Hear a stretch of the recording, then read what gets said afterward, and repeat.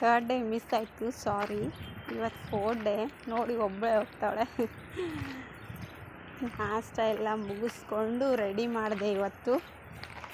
ಒಬ್ಬಳೇ ಹೋಗ್ತಾವಳೆ. ಯಾಕಮ್ಮ ಬಾ ಬಾ ಪಾಪ. ಸೊ ಹೋಗ್ತಾ ಇದ್ವಿ. ಇಲ್ಲೇ ಇದೆ ಹತ್ತಿರದಲ್ಲೇ.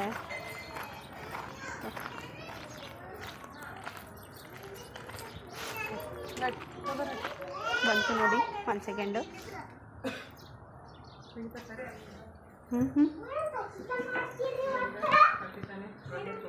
ನೋಡಿ ಹೆಂಗಿದೆ.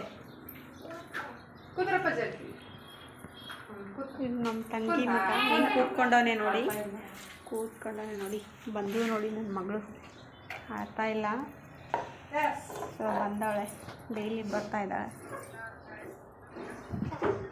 ಸೊ ನೋಡಿ 4th ಡೇ. ಬಾಯ್ ಗಾಯ್ಸ್, ಮತ್ತೆ ನಾಳೆ ಸಿಗೋಣ.